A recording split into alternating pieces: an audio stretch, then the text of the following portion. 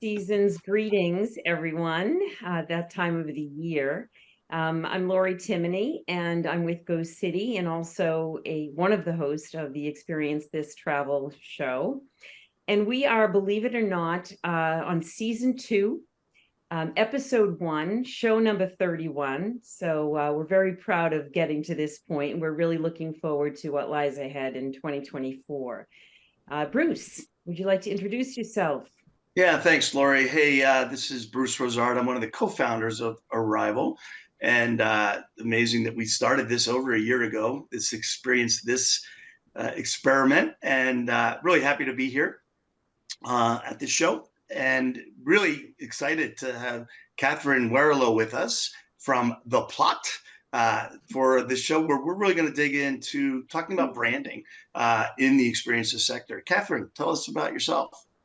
Hey, thank you, Bruce. Thank you both for having me. So, yes, I am the not the co-founder, the only founder of The Plot, which is my brand new marketing and brand strategy business. So I help attractions, OTAs, experiences, tours to figure out why their brand strategy isn't quite connecting up with their commercial goals, and figuring out where those missing links are along the way, and injecting some new perspective and new enthusiasm and fresh thinking to help them be the brand they deserve to be, I guess. So it's very early days, but I'm enjoying working with some of the best and the biggest across the industry, and it's great to be here. That sounds super exciting, and so congratulations for your new venture. Thank you. So we've talked for a while about covering this topic. I think it's such an important topic for this space. We have a lot of providers in this space that might be considered not so large companies. You talk about branding, and we think of, Expedias and TripAdvisors and Hiltons and so forth. Catherine, can you just kind of set the stage and maybe just tell us how you think about brands specifically? Yeah. So you hear brand. What does that mean to you? It's a good question. It's a big question, but I think it boils down to one quite simple thing. Brand is about what your customer would say to a potential customer about you. And in one form or another, that will be a simple equation, which is they do this thing for that person to solve this problem. That's what brand is. And lots of different people will look at that in lots of different ways, and different segments of what makes up a brand will be important to different businesses. But it ultimately comes down to what you do and what you sell and what you provide, who you provide it for, who is the buyer of your service, and what problem that service solves. And part of the commercial element of a brand strategy is figuring out how you join up the dots between that target market and understanding if that market is the right market, what tone of voice you use with that market to engage them, and how you talk about your product or service in a way that relates to the problem in their life that you are solving. So if that's for a company that offers walking tours, for example, and their audience are Gen Z, so they are a younger end of the market who are traveling because they now have disposable income, and they are prioritizing things like weekend breaks or visits to see friends who live in other cities, then you have to understand the problem you solve for that traveller, and that the problem you solve for that traveller will be different to a slightly older traveller of my age who has maybe been to a fair few different cities before and is a more confident traveller. So that's what brand is for me. It's really understanding what you do, who for, and the problem you solve. And so, I think that's... Sorry, go ahead, Bruce. Yeah, I have a question about that. I think it's really brilliant, but simplified. So let's use the walking tour example that you started. So back to your, what do you do? We provide walking tours. Who do you do it for? Well, our segment is Gen Z, but a walking tour company really needs to have the different segments, whether it's Gen Z, millennials, boomers, whatever. So how do you work with a walking tour company that has these different segments so that, Yeah. the problem they're solving is different, right? Yeah. So walk through, if I was a walking tour client coming to you that has multiple segments, what you would do. Yeah, it's a really good question. And I think the answer is that most businesses, the majority, will have a core audience.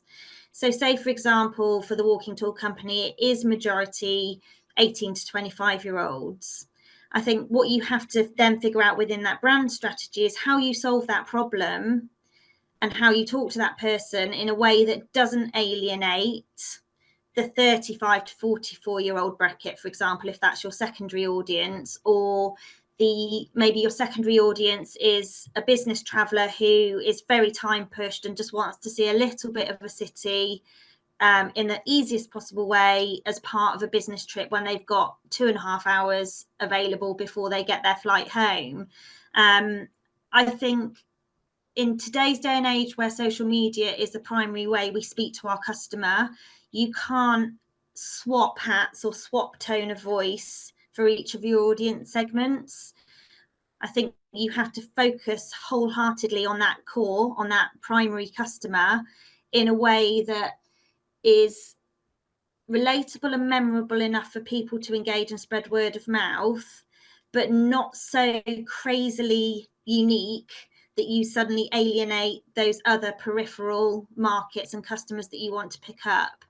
And the other thing I'd add to that is there are customers who will buy from you because you're the first and easiest choice, who will never engage with you apart from putting their credit card details in at the checkout. And that's brilliant. They're the easy, reliable customers that you don't have to pay to get in front of. You don't have to pay through your marketing strategy. And you will always pick, that might make up 5-10% of your business. But the people that you need to engage with your brand, who will share your content, who will take pictures on that walking tour, put them on Instagram and tag you in, they're the people that your tone of voice has to reach. So I think it's not only understanding what your core market is and your most profitable and biggest market, it's also understanding which market will become your brand advocates.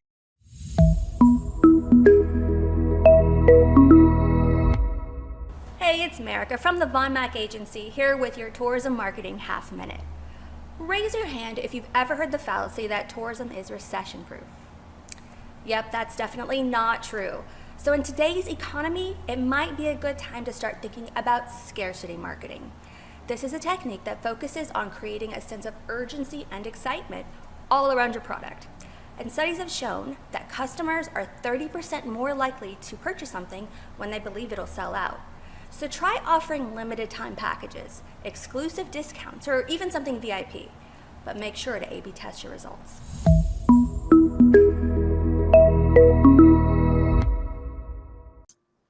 So Catherine, I'm quite sure that a lot of companies, they start up, or even, they're in the middle of it right now for however long they've been in business, where all they're really thinking about is just getting business, right? They're just thinking about, okay, I'm going to do, direct marketing. I'm going to get on Facebook. I'm going to, get on Instagram. So would you say that, or would you suggest that really the first thing that you really need to be doing before you start looking at how you market is to consider your brand? Is that something, or, would you say that it's kind of a work in progress and it sort of develops as you move through? Or is that something you recommend businesses look at right out of the gate before they start even thinking about how they're going to market? Yeah, I think it's both. I think you have to have those basic foundations in place. Otherwise, what happens is exactly what you've just described, that you go into panic mode and you start throwing content out there that you hope might appeal. There's no consistency. You haven't stopped to think about what works best on different channels. You've just plastered the same marketing content across every channel you possibly can. You've sent out half-hearted emails to customers, discounting your product in case that works. Now, a brand proposition will evolve. It will constantly move and evolve and grow your business, because we can't really predict what will happen in the market. We can't predict COVID. We can't predict currency crashes, that kind of thing. Yes, we have a certain amount of information about what the next year ahead might look like, but as we all well know from the past 3 or 4 years, a lot of us have had to totally pivot on our vision and our goals. So I think you have to have a clear vision in place before you do anything. I think you have to have a really clear tactical plan in place, and I think you have to have really clear goals of how you're going to measure against those tactics. It's absolutely fine that they change and some things will work and some things won't. However, if you don't know what you're trying to say in order to convert a customer, then you will never ever create cut through, especially in such a competitive market as travel and experience. It is, I think it's incredible and overwhelming to most businesses how many times you need to say the same thing in different ways through your brand strategy to start getting people to remember you and engage with you. And I feel really strongly that if you don't have that framework in place, it's so difficult to succeed. And the brands you see in our sector who are popping up with new news every couple of weeks, we're now doing this, we've acquired that, we're now launching this type of platform, we're adding on this to our business. A lot of the time there's no strategy behind that, and that's why they kind of keep adding bits on randomly rather than having this really strong foundation which is able to hold up things as the business grows. So what would you do if your Experience.This.Travel show? You know, we're obviously relatively new. We're only a year old, maybe, Bruce, as you said. And we want to improve our brand. How do we go about doing that? What are some of the things we can work on? Let me, before you answer that, so important question. So we're going to get some free consulting here, Lori, which is awesome.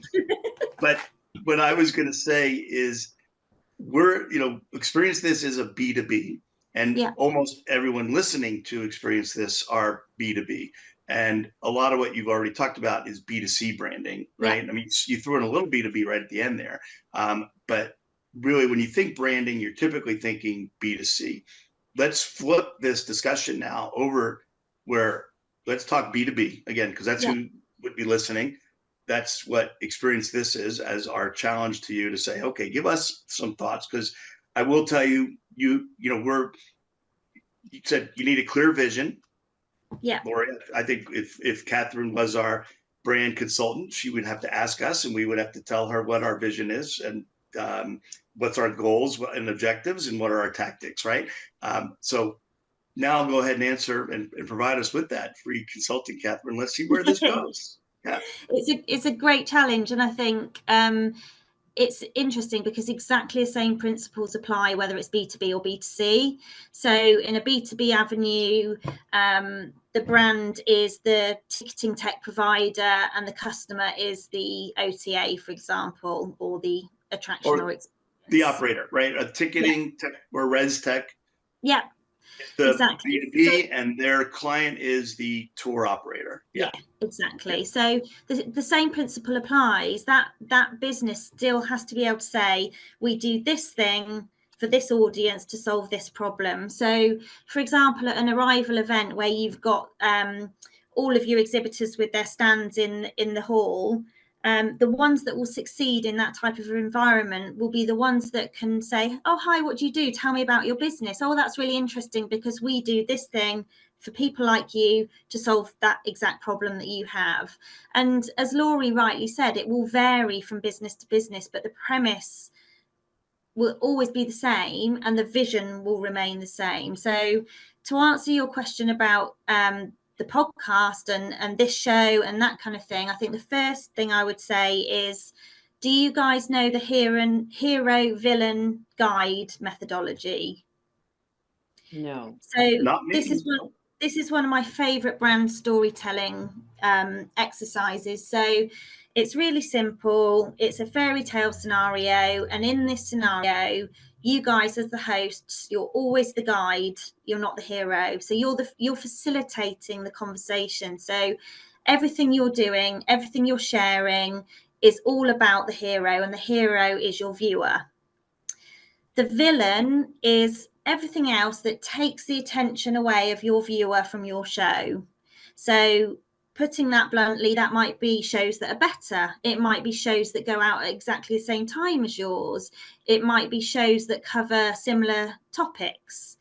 It might be something different. It might be articles that people enjoy reading on LinkedIn. It might be industry magazines. It might be events themselves. It's how your hero is dividing up their time to invest in their business and their learning. So what I would say specifically for this show is that to make your topics they want you to facilitate, start by introducing their needs and the topics you're going to talk about, rather than introducing yourself first, because you're facilitating, you're the guide, you're not the hero.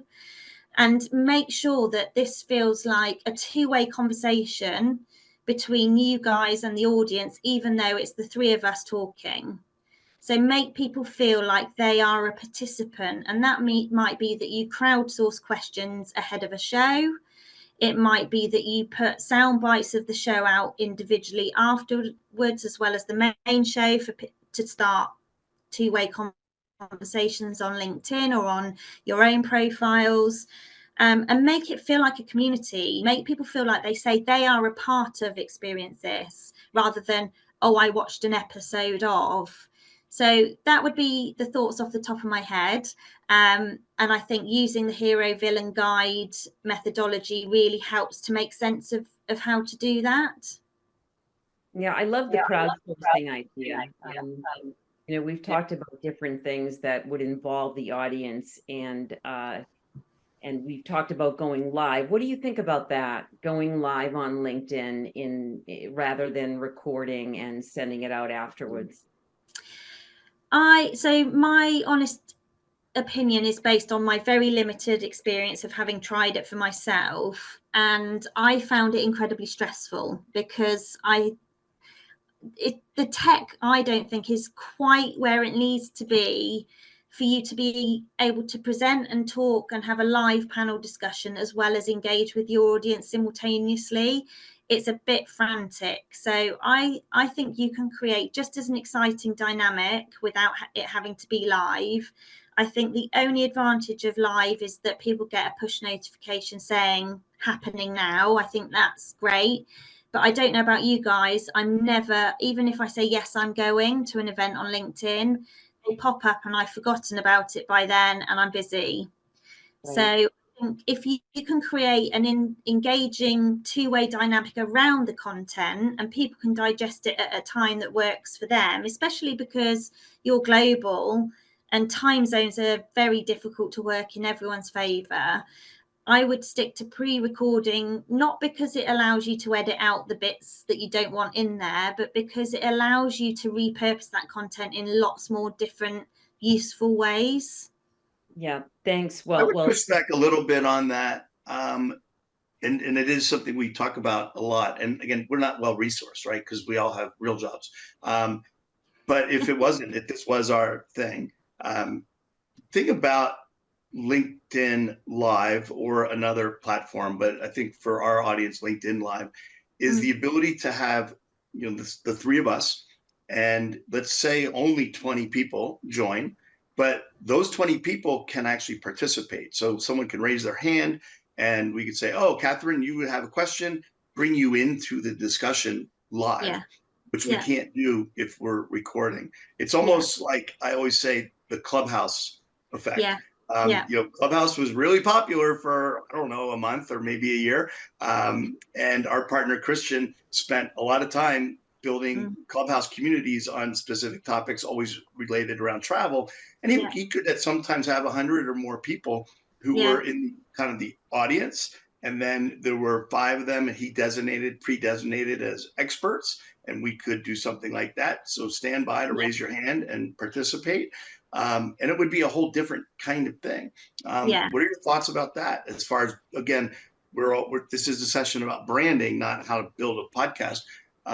From building a brand, would that change your perception of the brand, or would you say no, keep recording and do what you're doing, but maybe make our LinkedIn page more active because it's not today, and have the conversations there? Yeah, I think they're two entirely different things that serve very different purposes. So the podcast is a way of bringing together interesting people who have interesting opinions and perspectives and knowledge to share. So the reason I would watch as a viewer would be because I'm interested in their expertise or interested in the type of business they work for or the part of the industry they work for, and I would enjoy listening in on that conversation. Whereas what you're describing, where you're live and you maybe have 20 people on that call who can engage in real time and they can ask questions and they can participate, is much more about giving away knowledge for free. It's mentoring, it's a workshop, it's a totally different format and serves a very different purpose to the audience. They are looking to sit there with their notepad and pen and write down things that they can go and action in their business today.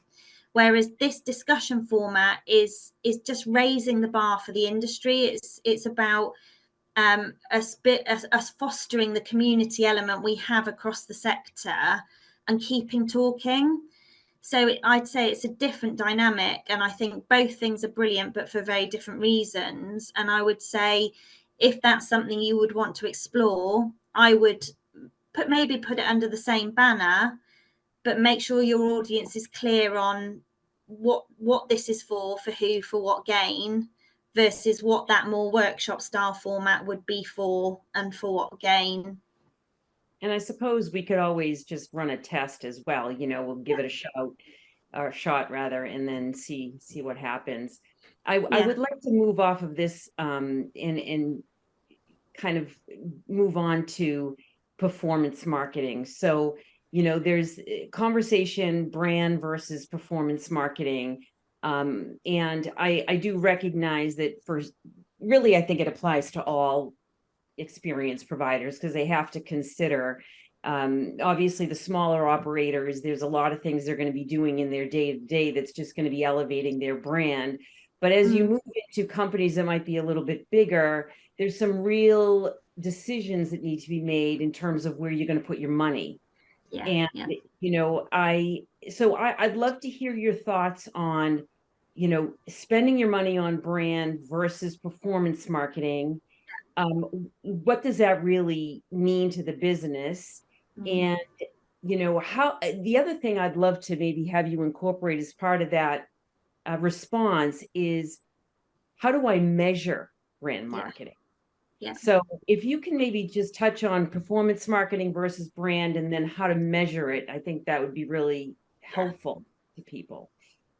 That's a really difficult question. Again, without this sounding like I'm trying to dodge the question, it will vary from business to business. However, in a large enough kind of travel business that for the sake of this example is a B2C business, I would say that you split your budget, your paid budget, between your evergreen kind of always on social media budget, and whether that's Facebook, Instagram, TikTok, or if you're B2B elsewhere, it will depend on the product you're selling to the customer. But you have this level of paid activity, digital activity running all the time, and it will change seasonally. If you participate in Black Friday, you will have sales messages going around, discounts, that kind of thing. If your travel business is very seasonal and most of your business is done in the summer, you will have summer offers running up to the peak season. And I think in terms of performance marketing, that has to be a constant. It has to be part of that tactical plan. It has to be always on. And I wouldn't ever make that the majority of your budget. It's just one part. It might be 25% of your budget, for example. I just want to, because this is really important where you're going here. You first said the evergreen social and paid social. Yeah. And that might be more tactical, the summer specials, et cetera, et cetera. Then you said the performance marketing, but how is the performance marketing different than the first category? So that's all that I'm talking about. All of that is the same thing. So your paid social is your performance marketing channel, because that is your direct response. Okay, so they work together. Those are two different points within paid marketing that you said you need to always maintain and allocate a certain percentage of the budget towards. Yeah, so that's the first one. So that's point one. Point two, I would invest heavily in your brand marketing, which is your PR, your organic content, your blog strategy, your out of home stuff, which tends to be much more reactive because it is based on what is relevant and current to your audience right now. I call that situational relevance. So the situation demands that you adjust your tone of voice or your attention to what is important and relevant to your customer right now. And that might be that it's much colder in the destination that you're marketing than normal, which means it's even better than ever to go skiing there. So you turn your attention to what's situationally relevant at that moment. And from my personal perspective, and lots of people would disagree with me, I would say that should be 50% of your budget. And that terrifies a lot of people because, as Laurie said, how on earth do you measure it? And you may not be able to measure individual reactive tactics. However, you should be measuring all of the time customer sentiment, website traffic and where that traffic's coming from, conversion rates from organic activity, trends in customer feedback, all of those things. So if you are managing your data properly and you have those measures in place, you will be able to see through the year or through the seasons, depending on the type of business, if having PR as part of your strategy or if having content marketing as part of your strategy is working. Now, there's a really blurred line in the middle of those two things, brand and performance marketing, because you get content which is on your brand strategy, which is really quite measurable when it comes to your strategic and technical SEO, for example, and the two kind of meet in the middle. And it means that you can have a really salient message through your paid performance marketing right through to your brand, which makes it a hell of a lot easier to run those two things differently but simultaneously. So we know full well that for a content strategy to succeed, you have to have some SEO knowledge in there. You have to know what type of keywords you're going after. You have to know what type of content is ranking. You have to kind of know what's going to push you up the page on Google. But that content might also be a massive part of your PR strategy. So you're answering two needs there. And that's when you start really winning, when your brand and your performance marketing efforts are wholly aligned and benefiting each other. So, Catherine, I think that we've talked a lot about why it's important to consider brand and how to look at that in relation to performance marketing. You mentioned a few key points in regards to measuring whether or not your brand marketing is successful, so to speak. I guess it's successful if you're now converting higher and you're driving more people to your website and so forth. So from the standpoint of some of the smaller businesses that might be listening, because of course the bigger ones are going to have a lot of help likely in understanding, how to look at brand marketing, whereas the smaller ones are probably still trying to figure out how to do that. Can you maybe give us like the top 3 to 5 takeaways for a smaller business that is, either they're just starting out or they're in the middle of it and they really need to be considering brand? What do they need to be looking at? Is that, what can they do? Social media, reviews, testimony. What are some of the key 3 things, let's say, that they need to be looking at right now?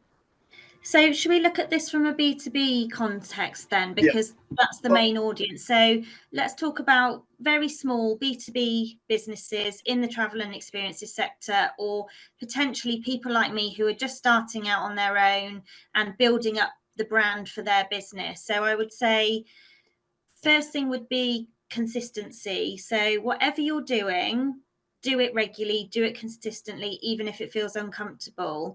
And you might not know exactly how or where to talk to your B2B audience, but just stick at it. It's not a wasted effort.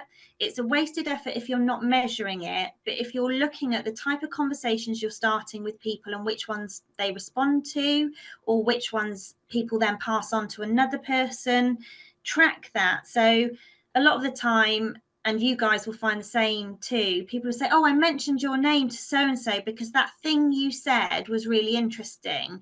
And you'll get 2 or 3 people do the same thing about that one same topic. So make a note of that. What was it that you said that people keep coming back to you about, and create more content around those themes. So it goes back to what I was saying before about situational relevance. You've got to be front of mind all of the time when people are trying to solve a problem. That's how small businesses win business, because like you said, Laurie, they don't have the huge budgets and the infrastructure and the marketing teams to run big campaigns to attract new business, but they do have incredible knowledge, incredible expertise, are generally in this sector really nice people, and have a great network and a great supportive B2B community around them. So I think that's the first thing, is to keep talking consistently. Okay. The second thing I would say is understand how you're different in a good way, and be confident in getting that across to people, because the old cliche remains true and will always be true, that people buy from people. You might not necessarily have all of the answers. You might not be the cheapest. You don't really want to be the cheapest, and you might not be the best, and that's fine. People aren't looking for the perfect answer. They're looking for an answer that they are going to enjoy solving with you. So consistency, understanding your personal brand. And third and final one would be being willing to do something you've never done before. And Bruce will probably laugh at this, because the example I would give was when myself and my previous colleague first came to an arrival event. We accosted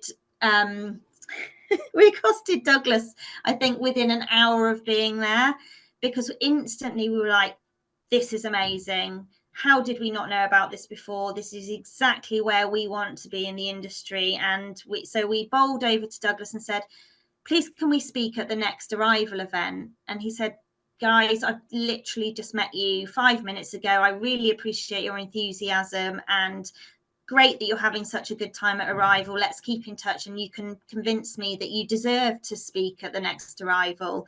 And that was the start of what I would say is a beautiful relationship between myself and arrival, and it's been an incredible 18 months.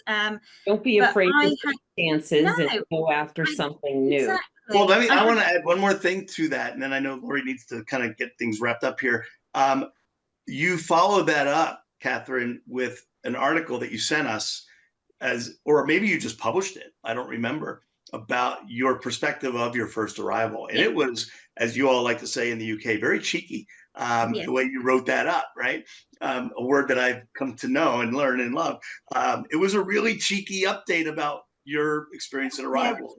And I loved it, because it was not a typical write-up of what it's like to come to arrival. It was really interesting, and really put you guys on our map, basically. And we worked really hard to earn your trust. So we live shared all of the talks at arrival. So we each went to different ones, so we could go to as many as we could. And throughout the sessions, we published live on LinkedIn the things we were learning and the key takeaways we were taking from those sessions.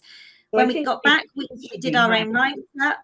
And then after that, we did a video pitch and sent it to you guys and said, hey, we're back in the UK. This is why we think you would like us to speak at the next arrival. So we worked so hard for that opportunity, and it was worth it. That's a great story. So we got to wrap it up. Thank you so much, Catherine, for joining us. I think it was a great conversation, and definitely helpful for sure to all kinds of businesses. So thanks so much for joining, and have a wonderful end of the year to everybody, and we'll see you in 2024. Thanks, everyone. Really appreciate it. Thank you, Catherine, for joining us. Laurie, thanks for the first year. Good luck in your new role, or I shouldn't say good luck, because there's nothing luck about it. You're going to kill it. But new old rules. New old rule, exactly. And we'll see you all on the other side. So thank you so much. Thank you both.